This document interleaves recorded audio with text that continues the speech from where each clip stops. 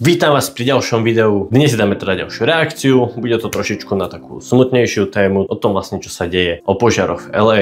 Je to dosť smutné. Nebudem ako reagovať na tie požiare, ale pozrieme sa, čo si o tom myslia Slováci. A keďže som ja tiež Slovák, tak tiež budem reagovať na niečo, čo sa ma absolútne netýka. Sú tam fakt skvosty, už som si pár komentárov pozrel. Vravím si, že toto stojí za to, natočiť to. A ešte predtým, ako niekto napíše, že sa priživujem na tragédii, alebo teda natáčam videá, aby som mal čo najviac zľadnutí. Nemyslím si, že som úplne až taký strašný človek, že som si dovolil spraviť video o tragédii. Sú aj horšie veci. Hračkárstva, tie sa priživujú na deťoch. A to je celkom slabý argument, ale mám aj lepší. Ja ti presne pre teba poviem. Natáčam to na telefón, ktorý mi pravdepodobne poskladal nejaké 8-ročné dieťa. Takže nemyslím si, že som až taký strašný človek. A samozrejme po tom, čo som spravil reakciu na už nemôžem čakať milé komentáre. Budem samozrejme rád za každý komentár, ktorý mi napíšete. Ja samozrejme poďakujem za každý. Ja viem, že niektorým ľuďom to veľmi vadilo, že som ďakoval za komentáre. Teraz sa poďme pozrieť na komentáre, čo si teda myslia Slováci o tom, čo sa teraz deje momentálne v LA. Už tam všetko nastavené a poďme sa teda vrhnúť na tie komentáre, čo si o tom teda myslia Slováci. Samozrejme mám vybraté tie najlepšie stránky a SME, myslím, že to je Markizu, kde si mám plus jeden deň. Super komentáre, stojí to za to. Ja začnem teda tými lepšími komentármi. Jeden normálny komentár. Zaujímavú predstavu majú Slováci, že každý človek, čo žije v Hollywoode, je miliardár, ktorý má nekonečno peňazí za nič nerobenie. Má ďalších 20 domov a je mu jedno, že mu jeden zhorí. Pekne z toho aspoň vidieť, ako sú ľudia masírovaní nenávisťou voči úspešnejším a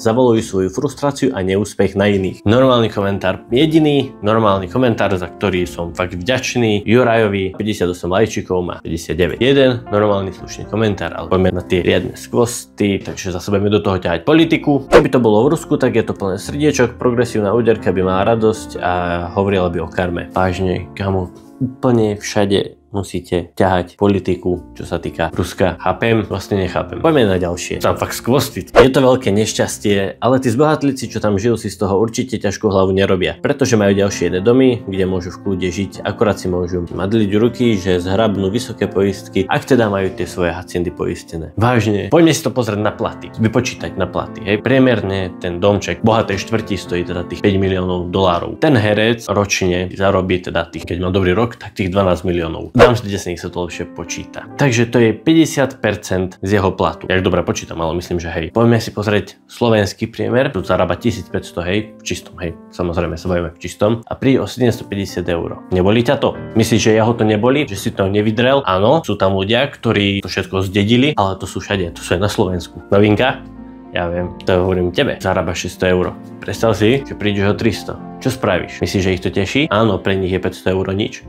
Není. Každý dolár si kontrolujú. Keby nic nekontrolovali, tak sa chúpu na mizine. Poďme na ďalší komentár. Lebo vedenie mesta na čele so starostkou, demokratická strana, samozrejme musí tam byť zase to, že je to demokrat, zanedbalo prevenciu a všetky protipožiarne zariadenia sú v dezolátnom stave. To je celkom verejná vec, že keď je v nejakej oblasti, že tam býva často tornáda, tak oni naschvál tie domy stavajú tak, aby tie domy nemali až takú hodnotu, aby sa to v pohode dalo potom spraviť všetko. Takže keď sú nejaké tornáda, tsunami a takéto veci, zemetrasenia, tak oni to naschvál stavajú tak, aby to bolo pomerne lacno, rýchlo postavené, aby mali kde bývať. Oni to práve že naschvál robia. Keď ti za rok padne 4 krát dom, tak kamo nebudeš ho stavať z niečoho, čo by ťa fakt ako naštvalo. Ďalšie komentáre. To by bolo SME plus jeden deň. Ďalší super komentár. Majú na to, kúpia alebo postavia si nové, aj okrem toho každý z nich nemá iba jeden, ale 5 domov. Toto nie je problém. Problém je životné prostredie. Už som to tu vysvetľoval. Pani Viera, máš 5 domov. Ten dom niečo stojí. Kúpiš si kabelku za 300 eur a prídeš oň. Nenaštve ťa to. Áno, je to smutné, ale tam na tých kopcoch žijú ľudia, čo majú 3-4 také domy po Amerike. 95% z nich rozhodne nebude odkazaných na zbierky, poisťovne aj tak zaplatia, ak neskrachujú. No a keby som mali 20 domov, tak že som prišiel o jeden. A na tých kopcoch majú ďalších 5 domov. Čo z toho, keď má na tom istom kopci ďalších 5 domov, ktoré mu aj tak zhoria? Áno, je pravda, nebudú odkazané na zbierky, ale to je dobré. Nie? Môže sa zbierať na niečo iné. Ty vole, keby poďme ďalej. Dáme si pre zmenu aj pekný komentár. Hrozná tragédia, nedá sa k tomu ani vyjadrovať. V priebehu pár hodín LA je preč. Je mi úprimne ľúto všetkých ľudí a zvierat odtiaľ a prajem im, aby to nejako zvládli. Celé mesto a okolie musí byť zamorené škodlivinou. To je človek, čo aj dopraje niečo. Nie, samozrejme my doprajeme fakt len to najhoršie. Musel som dať niečo pekné, nechcem mať iba škaredé video. Máme tu ďalší komentár. Keď Putinovi horelo, tak sa každý do toho staral a kritizoval, ale karma je zdarma. Vole, keď máte no sa tým rozčulovať. Pán Janko, Sodoma Komora, konečne. To ako vážne si prijal, aby zhorelo celé mesto. To je strašné, to nemôžeš prijať ani nepriateľov, aby mu zhorel dom, ty vole. A nie je to celé mesto. A čo máš ty z toho, že teraz zhorelo mesto? Máš radosť? Slovensko. Poisťovacie podvody. Vážne necháš zapaliť celé mesto, aby ti to poisťovňa preplatila? Kámo, v tom meste žiješ, nie? Toto nedáva zmysel, veď zapáliš celé mesto. Ty musíš rátať potom s tým, že môžeš zhorieť. Môžu zhorieť tvoje deti, tvoja rodina. To vážne poisťovací podvod na toto. Zapáliť celé mesto, aby sme z toho vytrieskali čo najviac. Ušetria na plyne EU kúpy, aby si postavili nové vily. Nie som proti názoru, ale a nie som ani proti konšpiračným teóriám, lebo tak môže byť pravda chápete konšpiračné teórie, ale kamo, toto je taká konšpirácia. Markíza. Už to začína. Amerika láhne popolom za svoje zverstva. Zhorel brloch pedofilov. Kámo, zhoreli tam aj deti. Ešte nie, ale predpokladám, že nejaké zomru. Neprajem im to. Jojo, pedofili sú všade, nielen v Kalifornii. Mne sa normálne mozog zastavuje. Miliardové škody budú ešte viac vypalovať mafii Európu, aby sme im ešte viac peniazy odozdali. Bude to pod rúškom obrany. Ideme im odozdať peniaze. Slečna Veronika, pani Veronika, neviem, koľko si im dali peniaze. Aj to neviete, lebo to samozrejme to ide do štátu a zo štátu to ide rovno do Európskej únie a z Európskej únie sa zaplatí Amerika. Aspoň budú teraz financovať svojich a netlačiť peniaze na Ukrajinu. A aj Zelenský by mohol prispieť z tých darovaných europeňazí. Treba je dávať, nielen brať a žebrať. Z Ukrajiny sa peniaze brať nebudú. Amerika si to vyfinancuje nejako, vládne to. Prečo by si nechal zaplatiť niekoho, kto momentálne bojuje o svoju krajinu? To je ako vážne fajn, dobre, bojujem o svoju krajinu, ale teraz horí Kalifornia, tak treba pomôcť. Ani ty by si to neurobil. Horol by ti dom, horol by aj susedovi, išiel by si pomôcť susedovi, asi by si sa najskôr postaral o svoj dom, nie? Nikto nechce kupovať tie chatrče za 20, 50, 100 miliónov, tak im to aspoň poisťovne preplatia. USA je krajina možného. Sú tam aj ľudia, ktorí tam bývajú a nemôžu si dovoliť poistky na tie domy. Sú radi, že bývajú. Nezhoreli len vily, zhoreli aj menšie štvrte, chudobnejšie štvrte. Chatrče za 100 miliónov eur. Chcel by som chatrč za 100 miliónov eur. Ďalšia stránka. Hospodárske noviny. To je veci komentárov. Chvála Bohu, že je vypálené mesto. Pán Jozef, chvála Bohu, že zomierajú ľudia. To ide úplne proti sebe. Ty sa modlíš? Zvláštne, že stromy požiar ako si nepostihol. Aha, takže je to natočené, je to fake. Počkaj pár dní. Viď, Irak, Afganistan, Vietnam, Hirošima, Nagasaki, Srbsko a teda karma je zdarma. Na stráž, alebo Mel Gibson môže za všetky tieto veci. Lebo tí ľudia, ktorí tam nemajú pomaly čo jesť, môžu za tie veci. Lebo Hollywood môže za tie veci. To mi ani nevrav. To je dar Bidenovi za jeho účinkovanie v Bielom dome. Biden za to môže? Môže za to Trump? Môže za to Kamala? Prečo, pán Štefan, píšete takéto veci? Zmluva s diablom nie je sranda.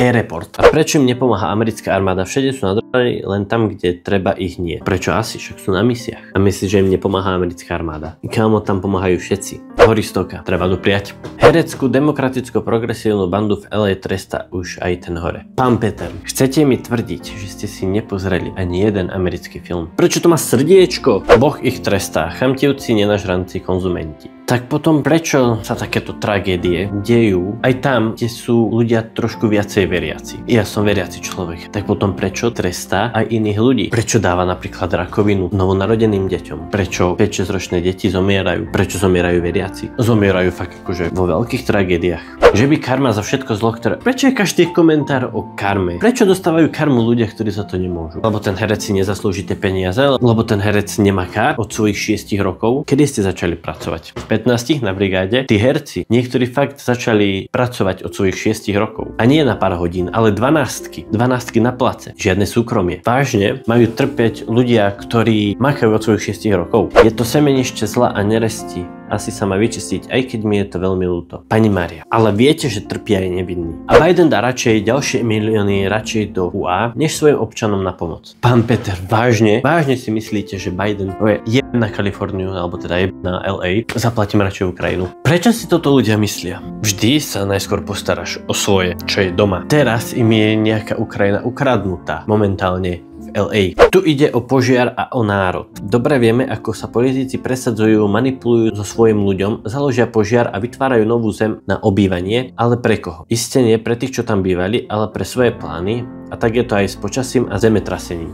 Pani Anna, viete, ako sa najlepšie ovládajú ľudia? Cez média. Prečo by si vypalovali zdroj, ktorý sa dostane do celého sveta? Prečo by vypalovali niečo, čo oni môžu dať do filmu, aby tlačili ľuďom. Takže zabijeme hercov, zabijeme si viac menej média, tak prečo nezhorelo niečo iné? Počasie a zemetrasenia. Sú teórie, ktoré tvrdia, že sa dá ovládať počasie a zemetrasenie. Ale prečo by tieto veci robili niekde, odkiaľ môžu ľudí manipulovať? Celý svet si prejde očistou, dávno nám to bolo ohlásené. Toto mi príde ako citát z Biblie. Nebolo by lepšie sa radšej za nich pomodliť? Na toto majú amici dávať peniaze, nie na Ukrajinu. Asi tam mohlo byť Ukrajinu. Pán Maria, už som to tu vysvetloval iným ľuďom pred vami. Myslíte si, že nedávajú peniaze na to? Myslíte si, že teraz ich nejaká Ukrajina zaujíma? Známe osobnosti nemali len tieto sídla. Len ich osud upozornil, že ak nezmenia štýl života, môžu prísť o všetko. Že nič nie je na veky. Nezhoreli domy iba celebritám, ale aj bežným ľuďom. Známe osobnosti majú určité výhodné poistky. Tak si poďme zapaliť baráky, nech z toho vytrieskame čo najviac.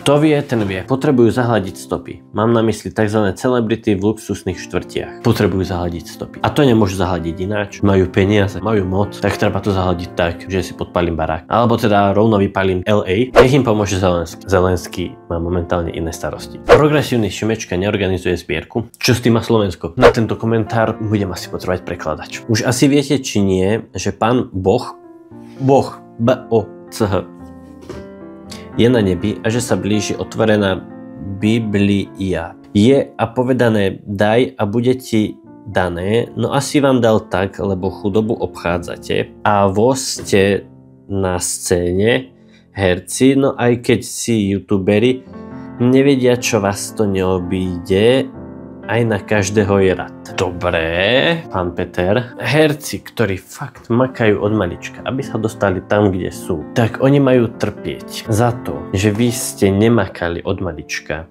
a nie ste slavný herec. Majú trpeť youtuberi, ktorí tiež makajú, aj youtuberi pracujú. Komu sa to len zdá, že oni zo dňa na deň takto. Tak to nie je pravda. Každý jeden youtuber, ktorý tu je, išiel od začiatku. Natočil prvé video, zostrihal, vydal ho a mal 5 zhliadnutí. Nevzdal sa, natočil ďalšie. A myslíte, že na vás nepríde? Poďme ďalej.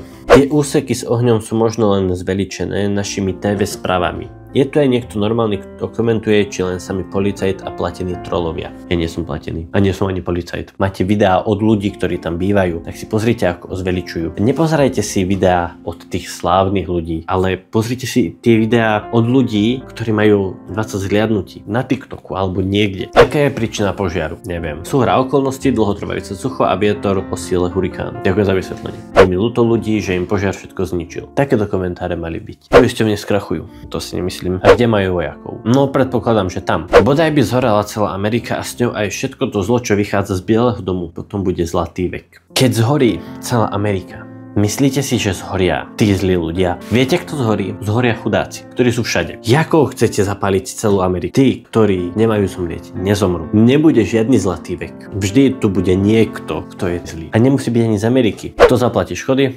Peniaze treba poslať Ukrajincom. Vážne si toto všetci myslíte, že sa nepostarajú o svoje až potom o druhé? Temné sily zaútočili doma v Amerike, nastupuje Trump, z ktorého majú strach. Niečo sa tam deje, ale médiá nepriniesú nič, aby sa to svet nedozvedel. Choroba, čo doteraz ničila krajiny sveta, sa stala samodeštrukčnou a ničí doma. Požiare sú aj inde. Niečo sa tam deje? Áno, horí LA. Aj Hollywood by mohol celý zhorieť. Aspoň chvíľu by prestali produkovať tie sračky. Aj vy mi idete tvrdiť, že ste nevideli žiadny americký film. Bidenová karma a očistá USA. Všetko zlo sa musí spáliť. Vážne myslíte, že zlo spálite? Tí zlí ľudia nezhoria. Tam trpia opäť iba chudáci. Horia domy satanistov, ktorí šíria smilstvo a manipulácie do celého sveta. Lebo ten 5-ročný chalan, ktorému zhorel celý dom, rodičia zranení, tak tí isto za to môžu. Viete, že aj medzi hercami sú veriaci, ktorých to tiež postihlo? Viete, že sú herci, ktorí prispievajú na charitu? Výborne, nech zmizne z povrchu zemského celá teroristická fašistická USA. Viete, že tí zlí ľudia sa presťahujú a potom bude zlá Európa, potom bude zlá Afrika, potom bude zlá Austrália, ale zmizne Amerika. Interes. A s tým aj skončíme. Nechápem, ako sa niekto môže z toho vysmievať. Je jedno, že to je v Amerike.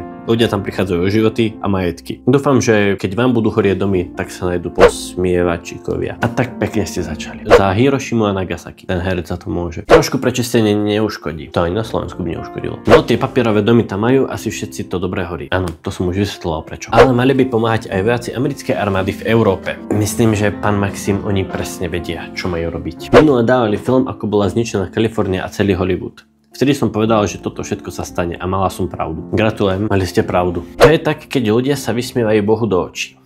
V nedeľu 5. januára sa v LA konalo 82. udeľovanie cien Zlatý globus. Na záverečnom ceremonii sa moderátorka Nikki Glaser zmienila, že prvýkrát za 82 rokov nikto počas ceremónie nespomenul slovo Boh a nepoďakoval Bohu za pomoc. Boh, stvoriteľ vesmíru, nebol spomenutý ani raz.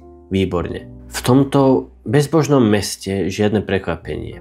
V sále sa ozval smiech. Dňa 7. januára zachvátil mesto LA silný požiar. Zahynulo už 5 ľudí. 130 000 bolo nútených opustiť svoje domy a tisíce domov zhoreli. Najviac boli zasiahnuté luxusné štvrte a mnoho hollywoodských hviezd prišlo o svoje príbytky. Luxusná štvrť Pacific Palisade LA, kde sa nachádzajú vily celebrít, sa premenila na ruiny. Priemerná cena domov v tejto štvrti bola $6 miliónov. Teraz sa všetok tento drahý majetok premenil na popol. Jednoducho, Boh sa vysmievať nedá. Pán Martin najviac postihla luxusnú štvrť. To znamená, že postihlo to aj iné štvrte. Postihlo to aj veriacich. Dám ruku do ohňa za to, že na tom udeľovaní cien boli aj ľudia, ktorí nežijú v Kalifornii, alebo teda v LA. Prečo potom nevybuchla tá sála? Ja už asi na to nemám ďalej. Božie mlyny, malú, pomaly, ale presne. Asi tam ľubí melu. Tak, toto bol môj pohľad na komentáre. Samozrejme, veľa z vás nebude so mnou súhlasiť. Napíšte to do komentáru. Ja vám poďakujem.